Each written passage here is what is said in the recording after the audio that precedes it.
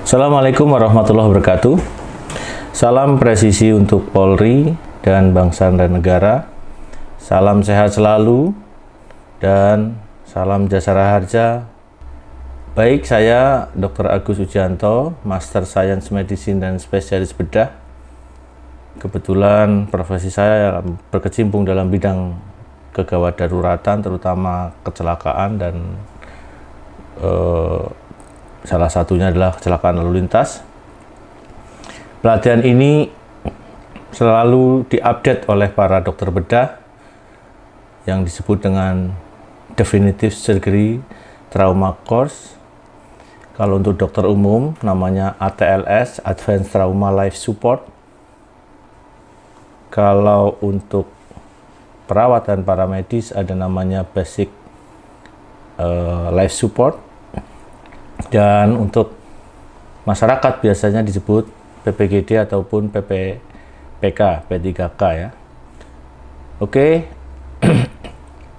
Terima kasih atas kehadiran Bapak Ibu semua dan Korlantas Jasara Harja yang berhasil menyelenggarakan kegiatan ini, dan semoga ke depan akan menjadi kegiatan standar untuk tingkat nasional sehingga driver, ambulan, pemilik ambulan, dan semua kru mampu mempunyai standarisasi tingkat nasional dan internasional secara kompetensi dan terakreditasi.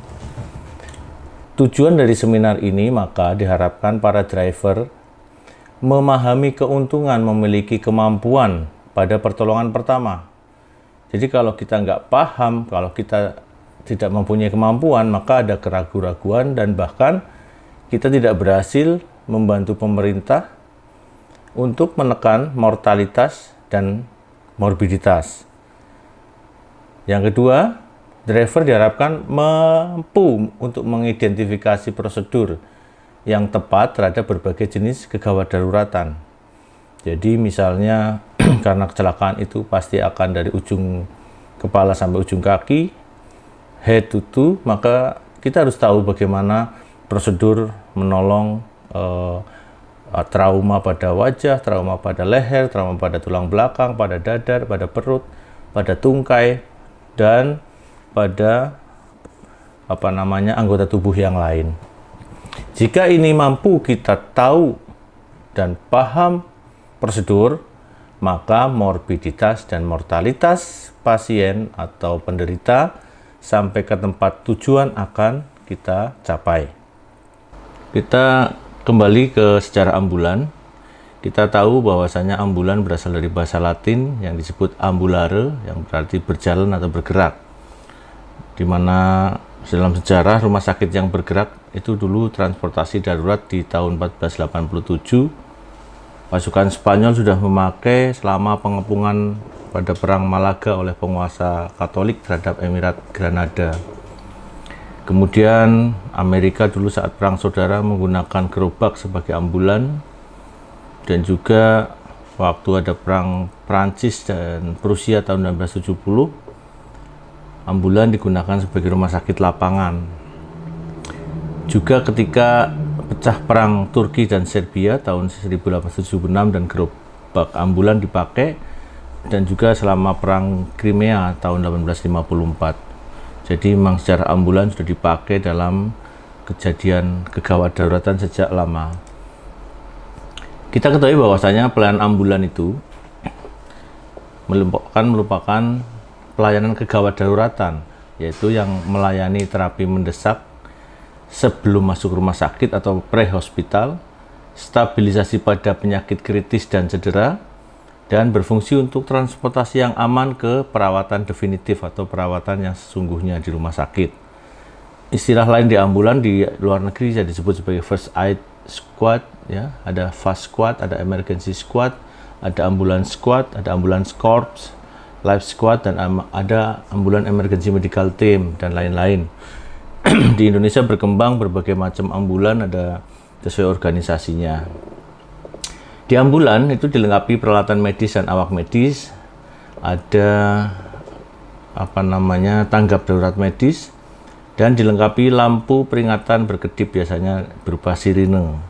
Dan ini dilindungi hukum untuk akses lalu lintas cepat. Fungsi ambulan sendiri membawa, mengangkut, dan memberikan perawatan darurat pasien selama perjalanan. Adapun desainnya menyesuaikan aturan berdasarkan van atau truk atau pick up ya. Ada juga yang menggunakan motor, mobil, bus, pesawat terbang, dan perahu sesuai dengan daerahnya masing-masing dan keperluan masing-masing. Nah, kenapa perlu pelatihan supir dan awak ambulan?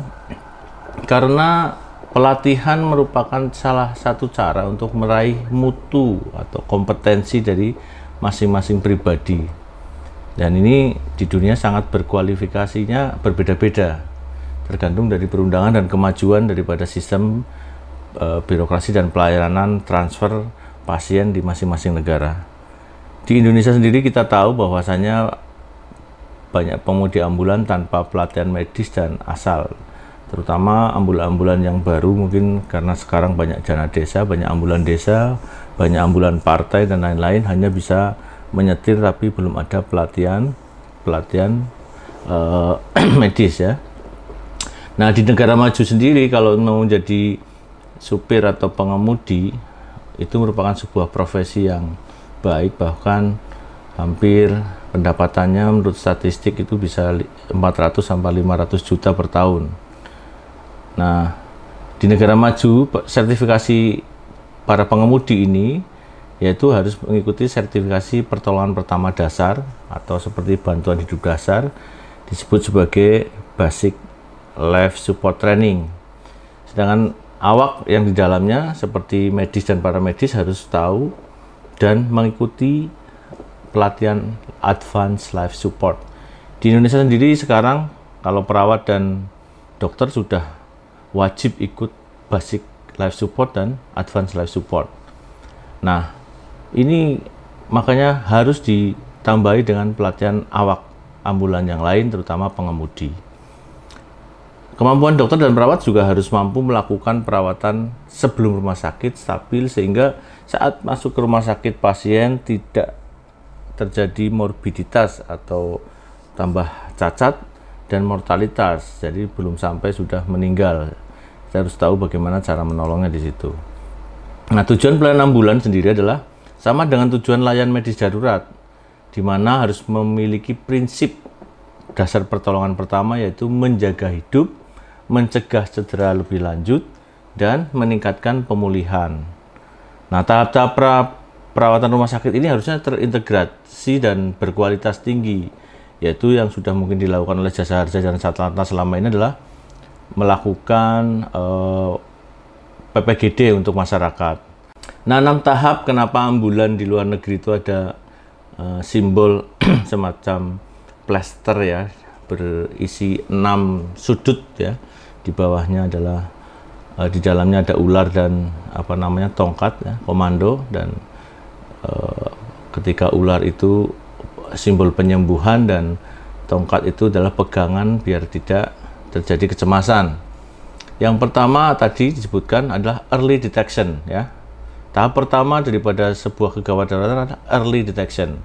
Masyarakat yang menemui dan mengerti mekanisme kejadian masalah kecelakaan harus tahu dan melaporkan bagaimana kejadiannya. Karena itu bagaimanapun nanti akan baik polisi, jasa harja, dan kita tenaga medis juga akan mengetahui bagaimana cara menolong berikutnya. Yang kedua adalah early reporting. Ya, reportingnya harus orang pertama yang paham itu tahu dan menelpon instansi gawat daruratan dengan benar. Jadi begitu ada kejadian, orang ketabrak motor, jatuh, terpelanting, kemudian kena got, misalnya kecemplung dan sebagainya, itu harus dilaporkan semuanya. Ya. Kemudian akan ada proses berikutnya namanya early response, yaitu misalnya kalau di luar negeri itu ada namanya penolong pemula. Ya. Jadi ketika ada telepon, maka sebelum ambulans siap, maka penolong pertama yang terdekat dan menolong sesuai pengetahuan pertolongan pertama.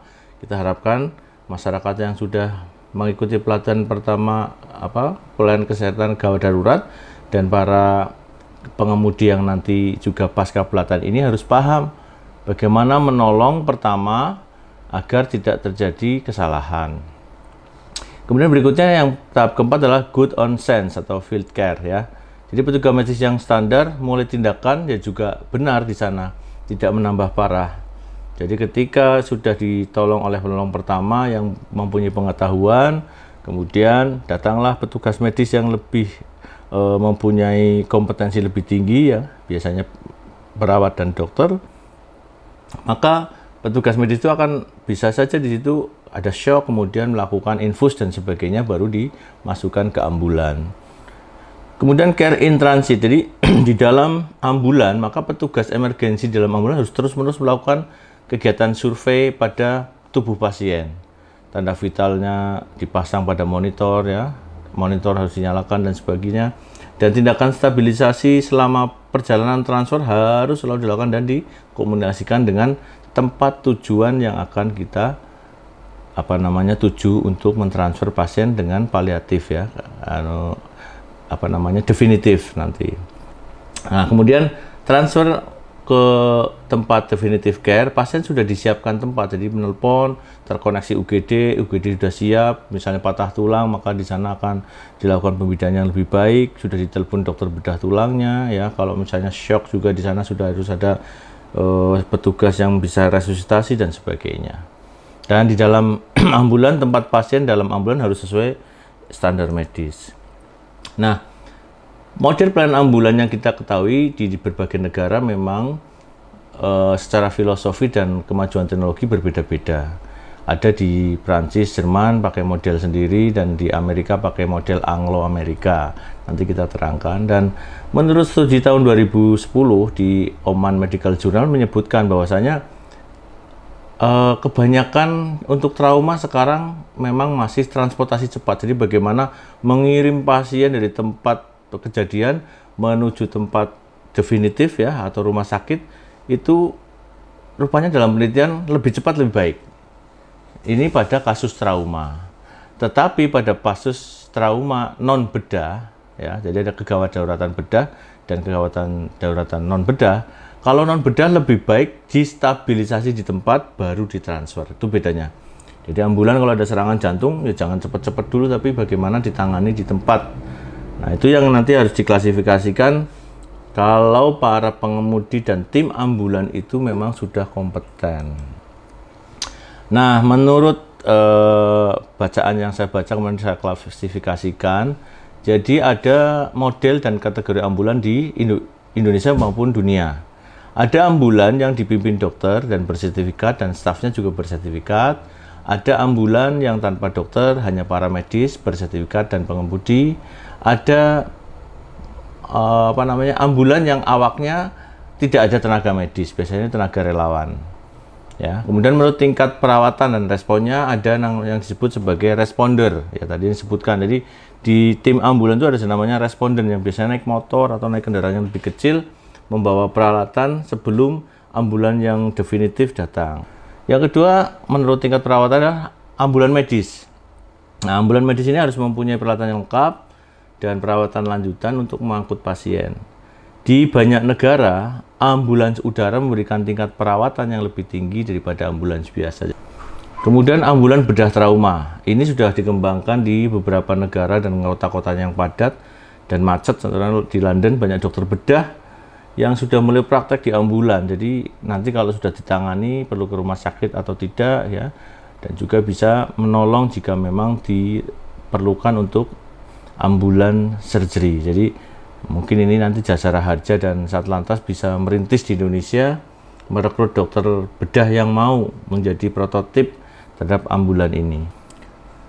Nah, ini ke depan semoga Indonesia, karena memang ini adaptasi kehidupan baru semuanya dengan generasi 4.0 ini, Korlantas Jasara Harja sudah banyak aplikasi dan mungkin kita para pengelola ambulan harus mengikuti teknologi tersebut. Nah, ini yang di Amerika dilakukan adalah scoop and run, yaitu dimuat, ayo langsung dibawa cepat. Ini biasanya yang paling pas untuk kegawatan trauma bedah. Jadi ada namanya platinum 10 ya, jadi atau golden clock ya. Jadi ada waktu yang harus segera. Nah, mereka punya time response, kecepatan membawa pasien dalam waktu 10 menit setelah kedatangan. Jadi nggak bisa berlama-lama mengangkat pasien belum stabil. Jadi ketika ada kecelakaan, sudah dilakukan triase, mau ngangkat tuh maksimal 10 menit bagi mereka. Nah, ini perlunya pelatihan. Nah, program-program pelatihan ini perlunya ketangkasan, sehingga orang kalau sudah kompeten, semacam dokter bedah misalnya, operasi usus buntu ya nggak akan berlama-lama kecuali ada hal yang khusus. Pasien patah tulang ya paling dikerjakan setengah jam sampai 1 jam kecuali ada hal khusus. Jadi kalau orang yang sudah kompeten, sama saja dengan penolong termasuk pengemudi dan para medis di lapangan, maka harus punya time response. Ibaratnya wartawan udah deadlock, malam hari ngetik jam 12 malam harus masuk cetak. Nah, sama seperti kita ketika menolong seseorang agar tidak menambah kerusakan sel dan jaringan pada pasien. Kecuali kegawatan non bedah sekarang memang tidak dipakai scoop and run. Jadi waktu perawatan merupakan faktor yang signifikan untuk penyakit jantung. Jadi kalau dibawa belum diresusitasi, takutnya standar emas untuk orang kena penyakit jantung, takutnya otot jantungnya malah jadi tambah buruk dan terjadi perikardium infark ya. Jadi otot-ototnya jadi melisut atau kisut, atau karena tidak dapat oksigen dia jadi mati ya, infark namanya, ada sumbatan. Nah, pada Amerika dan negara-negara lain mereka sudah mengembangkan program STEMI, yaitu jika ada seorang kena tanda-tanda serangan jantung, maka itu mereka langsung bergerak dan melakukan tindakan resusitasi dan pertolongan di tempat. Nah, ada yang memang butuh nanti dibawa ke rumah sakit, ada yang tidak. Nah, itu mereka makanya ada pelatihan khusus. Kalau di Indonesia namanya Advanced Cardiac Life Support ya. Jadi khusus life support untuk penderita jantung, kegawat daruratan jantung ya. Ini termasuk kegawat daruratan non bedah. Tapi ada lagi sekarang berkembang yang tadi saya sebutkan adalah stay and play atau stay and stabilize atau delay and treat. Ini sudah berlaku di Austria, Prancis, Belgia, Luxembourg, Italia, Spanyol, Brasil, Chili, Jerman juga sudah mulai. Beberapa daerah negara bagian Amerika waktu itu juga sudah mulai. Jadi ambulan sudah langsung dipimpin dokter atau dokter bedah. Dokternya ikut berangkat ke tempat kejadian, nggak cuma nolong pertama tok, tapi dia sudah definitif langsung di ambulan. Ambulannya harus lengkap. Pasiennya dirawat di tempat, membawa ke rumah sakit jika dianggap perlu saja. Kalau enggak, diantar ke rumah dan dilakukan home care. Jadi di follow up maka tidak menambah beban si pasien dan beban rumah sakit dalam hal pembiayaan. Dan demikian juga untuk jasara harja dan mungkin BPJS tidak bengkak ya, kalau kedepannya ada sistem seperti ini. Jika pasien dibawa ke rumah sakit, mereka lebih cenderung langsung ke bangsal. Jadi kalau memang sudah stabil ya nggak usah masuk UGD. Jadi langsung ada aplikasi masuk ke bangsal, dirawat di bangsal karena memang sudah diterapi oleh dokter. Nah, ini yang butuh nantinya ke depan, apakah dokter, kalau sekarang kan prakteknya di situ ya harus ngirim ke rumah sakit itu. Lah kalau ambulan ini nanti karena dokternya mobile, kayak semacam surgical adventure atau flying doctor dulu yang pernah kita ikuti kursusnya, itu ke rumah sakit manapun sudah bisa masuk aplikasinya dengan hanya menelpon. Kemudian diverifikasi tentang kompetensi, kemudian surat tanda registrasi atau STR di sini ya, atau SIP begitu. Kalau memang dia terdaftar sebagai flying doctor atau dokter mobile gitu, maka dia bisa merujuk kemanapun. Karena memang sudah padat lalu lintasnya, sudah kalau hubungi dokter langsung ke tempatnya juga sudah nggak ada waktu dan sebagainya, maka manusia di luar negeri mengadaptasi diri dengan keadaan seperti itu. Jadi kayak di Indonesia dulu sebenarnya banyak dokter dan perawat pada belusuan, ya di luar negeri sudah seperti itu juga karena alasan lain. Kalau dulu masyarakat takut ke dokter, kalau sekarang tidak takut ke dokter tapi macet jalannya. Jadi dan dokter juga sudah banyak, lalu lintas sangat padat sehingga di luar negeri berkembang model seperti itu. Kemudian kenapa pengangkutan berkecepatan tinggi kenapa itu bisa terjadi, ada konsep stay and play dan delay and treat? Karena mereka menganggap bahwasanya pengangkutan berkecepatan tinggi kadang tidak aman. Kayak kasus di Indonesia kan banyak ambulan malah bawa pasien malah tabrakan, bawa pasien supirnya meninggal sendiri ya, bawa mayat kedua-duanya malah meninggal. Nah ini karena ya situasi di jalan memang kan tidak aman dibanding di situasi yang stay, maka di daerah itu mereka memakai lebih suka stay and play. Jadi si tenaga medis dan krunya beserta supirnya itu lebih suka nolong orang di tempat langsung ya, sampai stabil baru dikirim ke rumah sakit. Nah, problem ambulan ini di Indonesia tidak berstandar atau bersertifikasi dan kompetensi awak kabin. Nah, harus ada SNI, padahal di Badan Sertifikasi Nasional itu sebagai sebuah kewajiban. Nah, tujuan pelatihan ini bukan untuk nakut-nakuti atau untuk memperberat, tapi memang semuanya ayo berjuanglah menolong orang dengan baik ya, manusia saat kecelakaan, sehingga kita harus mengkompetensi diri. Kalau sudah paham, maka insya Allah kita lebih banyak bisa menekan morbiditas dan mortalitas dan membantu pemerintah untuk menekan biaya daripada angka kecelakaan tersebut. Nah, di Indonesia pemahaman kegawat daruratan juga masih rendah, konektivitas sistem informasi masih minim, sertifikasi dan kompetensi operator atau pemilik ambulan juga belum ada. Semua bisa punya ambulan, tapi tidak tahu bagaimana mekanismenya, entah hanya untuk tujuan membantu atau memang untuk promosi dan sebagainya. Itu harus ditentukan dalam undang-undang sebenarnya. Nah, lembaga pelatihan yang ada juga belum tersertifikasi oleh komite akreditasi yang ada. Jadi ke depan semoga Korlantas melalui Kapolri, presisinya dan Jasara Harja bisa mendorong ini menjadi sebuah komite akreditasi yang khusus untuk transportasi orang sakit. Kemudian birokrasi sistem ambulan juga harus disamakan, mengikuti sistem luar negeri, karena kita sudah ke era global dan 4.0, maka semua kita harus berstandar persis kayak orang luar negeri, sehingga kita juga bisa kerja di luar negeri, dan orang luar negeri ketika bekerja di sini standarnya akan sama. Nah ini makanya banyak terjadi pada rumah sakit yang sudah maju atau afiliasi dengan rumah sakit luar negeri, karena standarnya sama, maka banyak pegawai dari luar negeri pun masuk. Sama di Indonesia nggak kalah sebenarnya, bisa bekerja di luar negeri karena eranya sudah global. Nah, kenapa kita harus berani mengkompetensikan diri? Karena kesamaan masalah di seluruh dunia sama. Trauma ya sama, kecelakaan pesawat, ledakan, bom, kebakaran, kesediaan air, kecemplung dan sebagainya itu sama. Gawat daruratannya sama, ada yang bedah maupun non bedah. Jenis profesinya juga sama, ada driver, pengemudi, ada perawat, ada dokter ya, dan ada rumah sakit, ada, cuman itu standarnya yang memang belum sama. Makanya kalau di Indonesia di kesehatan itu sudah ada standar untuk akreditasi rumah sakit. Kalau tidak terakreditasi maka izinnya tidak bisa diperpanjang. Sama sebenarnya kalau kita ingin meningkatkan pelayanan, maka kita tahu bahkan di Indonesia itu banyakkan data memang belum spesifik angkanya. Bahkan angka kecelakaan yang dikirim ambulan itu 1 bulan paling 1-3%. Yang lain adalah orang menolong karena mungkin sudah pernah pelatihan, nolong bawa dengan kendaraan biasa, dengan bak terbuka, dengan motor yang kadang-kadang salah.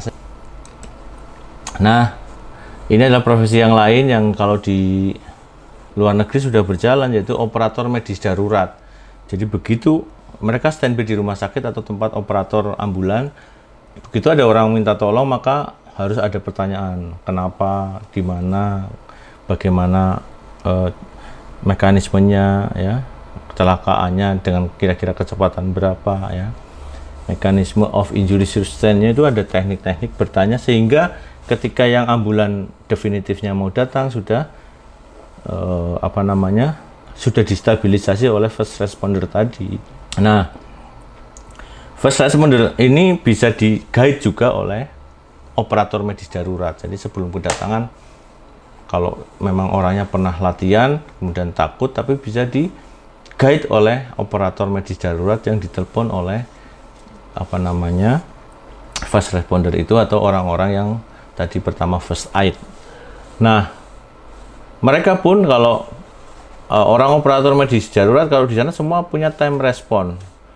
Jadi bagaimana orang menolong hanya diberikan instruksi, melakukan dengan benar, dan menjadikan pasiennya tuh positif, ya. Jadi ada orang pingsan, contohnya berarti kan shock, berarti naikkan kaki misalnya kan. Kalau ada pendarahan berarti ditekan gitu kan. Ada patah tulang jangan segera digeser-geser tapi diimobilisasi dan sebagainya. Jadi ini akan menyebabkan pasien yang ada di lapangan tidak tambah jelek kondisinya. Nah, ini kalau advance life support ini biasanya dilakukan oleh para medis spesialis dan para praktisi perawatan tambahan dan dokter-dokter. Nah, kita ketahui ada macam-macam ambulan khusus yang lain, yaitu ambulan udara. Di Indonesia masih jarang. Atau ambulan taktis, ini milik biasanya tentara atau polisi untuk semacam ada gegana ya, ada atau punya BPBD ya, atau Balai Pusat Penanggulangan Bencana ya.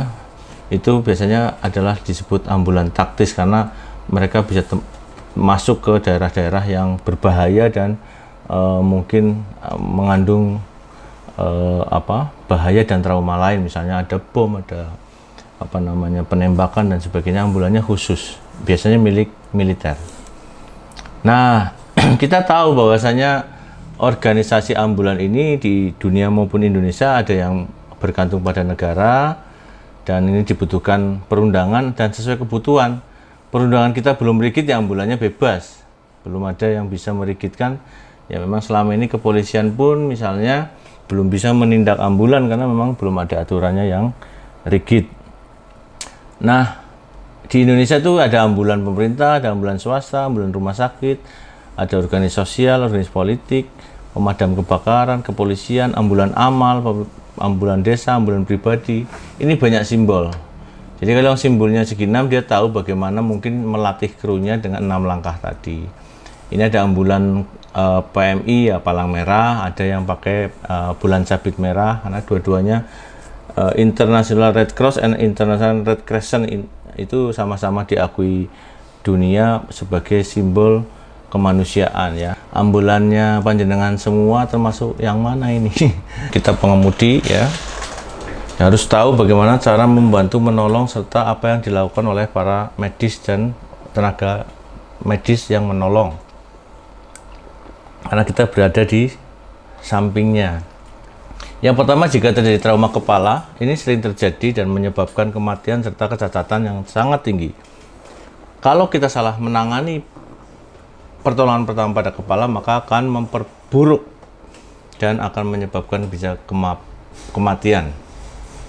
Dan ini harus cepat ditransfer begitu pasien stabil.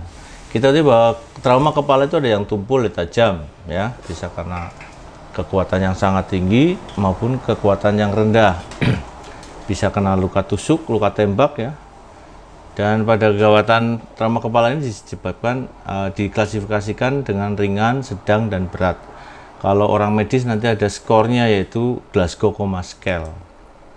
Gejalanya kalau orang kena trauma kepala biasanya sakit kepala hebat, terjadi penurunan kesadaran, dan muntah-muntah proyektil. Kemudian bisa juga lemah satu sisi, mulutnya mencong, bicara pelo, mudah tersedak. Nah, jenisnya kita tahu dari mulai kulit, ini namanya scalp ya. Jadi ini singkatan dari subutkan, kutan, aponeurosis, dan daripada periosteum ini, tulang, kulit, dan sebagainya, ini disebut scalp. Kemudian di dalam otak sendiri ada pendarahan yang disebut EDH, SCH, dan lain-lain yang nanti menyebabkan manifestasi daripada gejala trauma kepala. Kemudian juga adanya cedera dari otaknya sendiri ya, dan atau fraktur tulang tengkorak. Kalau ada gambar biru di belakang telinga dan matanya seperti panda, ini gejala daripada patah tulang dasar tengkorak. Nah, bagaimana caranya? Kita harus tahu bagaimana airway, yaitu jalan nafas ya. Ini nanti dilakukan oleh para medis, tapi kita harus bantu. Kemudian breathing, nafasnya, nafas berarti gerakan daripada dada bagaimana. Sirkulasi, ya, pucat apa enggak, nadinya ada enggak, nanti ditekan di sisi jari, di dekat ibu jari dan sebagainya. Ini tugasnya para medis, harus tahu apakah ada pucat, adakah pendarahan ya. Harus dicek, kemudian disampaikan kepada orang medis tersebut. Kemudian kesadaran, bagaimana kesadarannya, apa gelisah, apa ngerombyang, apa bisa komunikasi ya disebutkan. Karena pada kecelakaan pada menit pertama bisa aja dia sadar, pada menit berikutnya kesadarannya menurun ya. Kemudian bantu exposure itu buka semua ya, dieksposkan dari ujung kepala sampai ujung kaki, dibantu apakah ada sesuatu. Jadi kalau bisa saja para medisnya karena mungkin capek atau mungkin agak nervous, lupa kalau belum memeriksa bagian-bagian yang tersembunyi. Nah, ini kalau nanti klinis sampai di UGD atau sampai di rumah sakit akan diperiksa lagi dan di CT scan. Tujuannya daripada kita menata laksana trauma adalah agar terjadi penurunan tekanan intrakranial atau dalam otak itu tekanannya menurun sehingga tidak terjadi gangguan penurunan kesadaran tersebut tadi. Nah, ini kalau orang pengemudi dan non medis ya dibantu ini elevasi kepala 30-40 derajat biar tekanan jantung tidak tercurah kepada kepala. Tapi kalau sudah stabil ya sudah nggak ada masalah. Nah, yang lain adalah miliknya medis ya, ada pemberian cairan, pasang kateter, pasang NGT dan sebagainya. Nah, orang cedera kepala bisa konservatif, bisa dibedah, ini harus tahu juga. Nah, kemudian selain trauma kepala kita tahu ada trauma dada atau toraks. Tujuannya kita harus tahu bagaimana apakah ada jejas atau trauma di dada. Nah, ini bisa kita periksa bagaimana pemeriksaannya. Tujuannya adalah life saving, yaitu di situ ada indikasi dan kontraindikasi yang nanti dilakukan oleh para medis. Kita tahu nih dada sebenarnya kalau dibuka seperti ini, kulit, otot, tulang-tulang ya, kemudian ada pembungkus paru. Nah, ulangnya ada pembungkus paru, ada jantung dan pembungkus paru, itu pembuluh-pembuluh dasar besar ya. Ya, dinding dada, pleura atau pembungkus paru, mediastinum itu tempatnya jantung, isinya jantung dan pembuluh darah.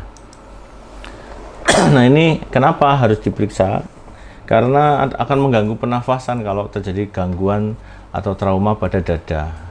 Karena dada itu mengambil oksigen dan mengeluarkan karbon dioksida. Nah, kalau terjadi gagal nafas maka oksigennya kurang, CO2-nya menumpuk, maka akan terjadi sesak nafas. Ini merupakan 2/3 dari seluruh trauma dan menyebabkan kematian ya. Nah, ini bagaimana identifikasinya? Maka sama tadi, airway-nya bagaimana, kemudian dioksigenasi, dipasang oksigen. Kita tahu ada nggak sumbatan jalan nafas, ada nggak tekanan daripada paru-paru yang jebol ya, ada nggak dinding dada yang robek, ada nggak gerakan dada yang nggak jelas sehingga kanan sama kiri nggak sama ya, atau mungkin ada jantung yang bocor. Kembali tadi harus tahu membantu bagaimana airway, breathing, sirkulasi, disability, dan exposure. Jadi kalau paru-paru kena jebol maka dia akan kempes, dan karena kempes dia akan tetap nafas sehingga masuk ke dalam rongga paru-parunya kempes sehingga sesak nafas dan menjadi kematian. Kalau ada lubang di dalam dada, paru-parunya atau jantungnya kelihatan, segera tutup luka, pasang selang. Nah, ini suruh cepat-cepat operasi. Tapi dibantu itu supir atau pengemudi, petugasnya agar stabil. Bagaimana caranya? Nah, ini caranya adalah kalau ada lihat seperti itu, petugas medisnya belum datang, maka saudara-saudara cari kain atau kasa yang steril sebaiknya, atau carilah sesuatu yang bersih, kemudian diplaster pada 3 tempat. Tujuannya adalah ini biar terjadi klep ya. Nah, kemudian dipasang selang lagi. Ini ada patah tulang. Nah, ini contoh patah tulangnya ini yang nanti menjadi disebut file chest. Jadi ketika nafas ininya naik tapi ini ke bawah ke dalam, jadi dinding dadanya tidak rata. Nah, ini penyebabnya karena adanya patah tulang beberapa tempat sehingga mengganggu proses pernafasan. Nah, ini contohnya kalau dalam ronsen ini paru-parunya gembos, jadi ada gambaran yang tidak sama antara paru kanan dan paru kiri, yang satu hitam, yang satu putih. Ini karena ada tembakan peluru nih masuk ke dalam paru-paru kemudian berdarah, jadi ada darah dan juga ada udara yang masuk. Nah, ini kalau jantungnya kena, pada orang yang kena setir misalnya, itu sama, dia akan sesek ya. Ini kelihatan di lehernya akan tambah lebar nih, aliran darah baliknya namanya vena. Kemudian orang kalau dipegang jantung di bawah puting susu 2 jari itu ada jeduk-jeduk. Nah, ini nggak akan kedengeran. Dan kalau megang nadi itu bisa dilihat di bisa di leher, bisa di bawahnya ibu jari ya, bisa di selakangan, bisa juga di sebelahnya entok-entok ya, atau di punggung kaki, itu bisa dicek nadinya. Nah, kecil maka biasanya ada gangguan jantung karena jantungnya berdarah sehingga jantungnya ketekan sendiri oleh pecahnya pembuluh darah jantung.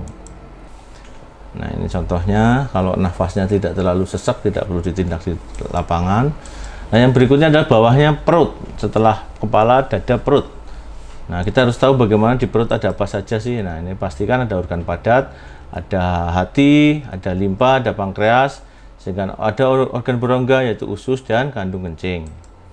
Nah, ini harus tahu bagaimana, karena jangan sampai terlewat ketika melihat kepala dan dadanya luka, dikira perutnya nggak ada macam-macam.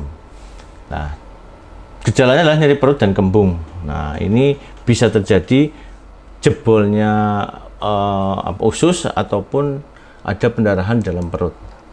Nah, kembali tetap bagaimana nafasnya, bagaimana jalan nafasnya, bagaimana nadinya, ada pendarahan apa enggak, bagaimana kesadaran, dan bagaimana adakah kelainan lagi setelah kita buka seluruh bajunya. Nah, ini tata laksananya kita harus tahu ya. Jika ada usus yang keluar maka jangan dimasukkan, tapi tutup dengan cairan, dengan kasa, kemudian ditutup dengan cairan. Nanti ada caranya. Nah, bagaimana kita lihat? Dilihat, dirasakan, dipegang ya, adakah sesuatu yang ada di dalam usus. Ini tugasnya petugas medis. Nah, ini contoh usus terburai. Ini akan terjadi infeksi dan karena usus tempat menyerap cairan, ini bisa terjadi dehidrasi atau kurang cairan. Ini jangan dimasukkan, tapi tutup dengan kasa lembab dan beri tetesan cairan ya. Kalau nggak ada cairan yang fisiologis, cairan garam ya terpaksa aqua dulu, nggak masalah. Ini tutup dulu, tapi tutup dulu, kemudian di plaster, ditetesi dengan cairan. Nah, ini dieksplorasi bagaimana penyebabnya, dan kita lihat apakah di bawah perut itu ada pinggang, bagaimana pinggangnya. Nah, ini cara-caranya, biasanya dipasang selang untuk lambung biar kempes. Juga monitor, biasanya dipasang selang kencing biar bagaimana apakah ada trauma daripada saluran kencing dan lain-lain. Ini ada trauma penyerta yang lain, ada fraktur pelvis ya, atau pinggang. Nah, ini traumanya biasanya karena hebat. Biasanya banyak, karena pinggang itu banyak tulang depan, samping, dan sebagainya. Ini bisa organ-organ dalamnya juga ikut lepas. Yang laki-laki prostatnya bisa lepas, saluran kencingnya bisa patah, dan sebagainya. Nah, ini akan terjadi tekanan depan belakang, atau tekanan ke samping kanan kiri, atau tekanan dari atas ke bawah ya, pada patah tulang pinggang. Caranya ini nanti dipasang pelvic ring atau gurita. Nah, ini jadi patah tulang, contohnya di sini memar-memar, maka harus dipasang gurita. Nah, sama bagaimana airway, breathing, sirkulasi, disability, dan exposure. Bagaimana jalan nafas, bagaimana nafasnya, bagaimana nadinya ya, kemudian bagaimana kesadaran, dan bagaimana kita kembali mengekspos, meneliti dari ujung kaki sampai ujung rambut. Nah, ini bisa dipasang gurita atau kain yang lebar, bisa sarung dan sebagainya, untuk mengurangi pendarahan agar si pinggang itu stabil. Nah, patah tulang juga terjadi di bawahnya lagi, ada patah tulang paha, patah tulang tungkai ya. Nah, tujuannya adalah bagaimana kalau terjadi tulang yang patah dan otot-otot itu yang terburai, maka tujuannya bagaimana menjaga aliran darah sampai ke ujung. Kemudian kedua, mencegah infeksi dan mencegah kerusakan saraf dan pembuluh darah karena aliran darahnya tadi terganggu akibat patahan tulang. Ya, ini termasuk gawat darurat. Ya, contohnya ini memar, kelihatannya tidak ada pendarahan, tapi di dalamnya biasanya terjadi pendarahan, udah keburu dijahit ya. Makanya kalau ada seperti ini cukup dibalut tekan, tidak perlu diikat ya, sehingga nanti dia akan menjendal dan kita bisa bersihkan, tidak terjadi gangguan yang lebih buruk. Nah, ini bisa tumpul dan tajam, sama tadi pemeriksaannya ya. Nah, kemudian bisa apakah ada kelainan, apakah ada luka terbuka, apakah ada luka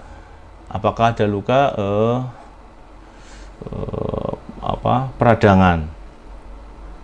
Nah, kita lihat juga bagaimana nyerinya, bagaimana neurovaskulernya. Kemudian ini lihat gambarnya, jadi patahan tulang itu akan terjadi ini ada tulang yang keluar dari dalam tulang, kemudian merobek kulit. Nah, ini juga yang kelindes, meskipun tidak kelihatan robekan tulangnya, tapi ini kelindes, jadi ada patahan di dalam nanti, maka ini namanya disebut kompartemen sindrom.